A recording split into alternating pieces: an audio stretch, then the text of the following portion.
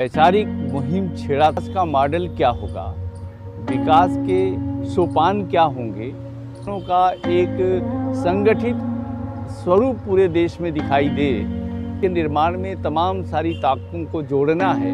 लोगों को विकास का केंद्र बिंदु बनाए रखना ये जरूरी है और के विकास को सर्वोच्च शिखर पर ले जाना है।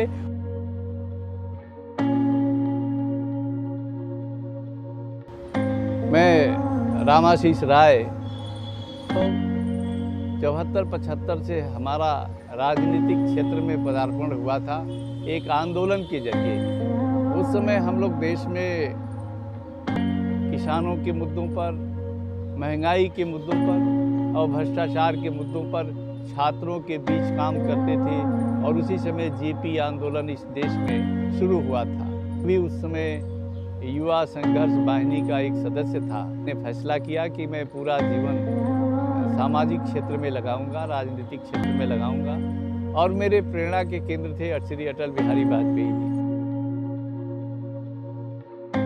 मुझे भारतीय जनता पार्टी के ब्लॉक अध्यक्ष से लेकर के जिला अध्यक्ष, यूथ का जिला अध्यक्ष, प्रदेश का यूथ का जिला अध्यक्ष, राष्ट्रीय यूथ का जिला अध्यक्ष का जिम्मेदारी निर्वहन करने का मुझे अवसर मिला।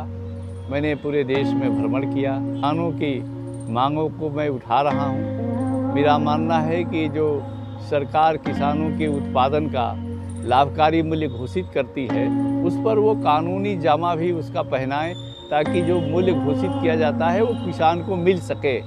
केवल घोषणा से किसान का फला नहीं होने वाला। घोषणा हो गया है कि गन्ने का पेमेंट 14 दिन के अंदर होगा, लेकिन आज तक कभी 14 दिन के अंदर गन्ना किसानों का पेमेंट नहीं हुआ। अभी घोषणा हो गया कि धान का इतना कीमत देंगे, गेहूं का इतना कीमत देंगे, लेकिन हालत यह है ठगा जाता है। उसके उत्पादन की कीमत, लाभकारी मूल्य, घोषित मूल्य से भी औने पौने दाम पर बेचता है वो और उसको बिचौलिया खरीद लेते हैं। इसलिए हम लोगों की मांग है, राष्ट्रीय किसान सभा भी इस बात को मांग करती है, किसानों को एमएसपी जो आप घोषित कर रहे हैं उसको कानूनी रूप प्रदान करिए ताकि किसान को इसका लाभ मिल सके। राष्ट्रीय किसान सभा स्वामी सहजानंद जी ने जो इस देश में एक वैचारिक मुहिम छेड़ा था कि आज़ादी के बाद हमारे देश का विकास का मॉडल क्या होगा, विकास के सोपान क्या होंगे, की सोच को आगे बढ़ाने का काम राष्ट्रीय किसान सभा पूरे देश में करने का एक कल्पना किया है। आज़ादी के बाद देश के निर्माण में तमाम सारी ताकतों को जोड़ना है। उसमें एक बहुत बड़ी ताकत गाँव में निवास करती है, छोटे छोटे कस्बों में निवास करती है।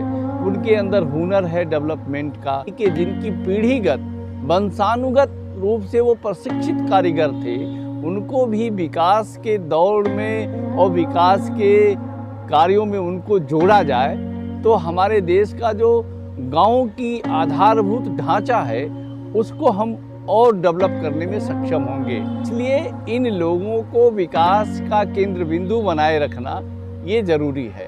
ये विकास को सर्वोच्च शिखर पर ले जाना है, उसमें इन सारी ताकतों की भूमिका होनी चाहिए, उनका समायोजन होना चाहिए। इसीलिए राष्ट्रीय किसान सभा उनके भाव को लेकर के और उनके जो दृष्टिकोण थे, जो देश के डेवलपमेंट करने के बारे में, जो देश के निर्माण करने के बारे में, किसानों के को आत्मनिर्भर बनाने के लिए, देश से गरीबी, भुखमरी, बेरोजगारी को मिटाने का उनका जो प्लानिंग था, उनकी जो योजना थी, उसको आगे बढ़ाने के लिए उसको कैसे उस पर नियंत्रण पाया जाए, इसके लिए राष्ट्रीय किसान सभा इस देश में काम करती है। राष्ट्रीय किसान सभा को हम लोग प्रजातांत्रिक तरीके से संचालित होने वाला एक राष्ट्रीय संगठन के रूप में हम लोग देश के समक्ष प्रस्तुत करना चाहते हैं, जिसमें सभी तरह के किसानों की भागीदारी हो, सभी तरह के लोगों की भागीदारी हो, प्रजातांत्रिक तरीके से उसका संचालन हो। इसलिए राष्ट्रीय किसान सभा इस मुद्दे पर देश में काम करने का संकल्प लिया है। उसकी बैठक दिल्ली में भी कई हो चुकी है, लखनऊ में भी हो चुकी है, पटना में भी उसकी बैठक हुई है।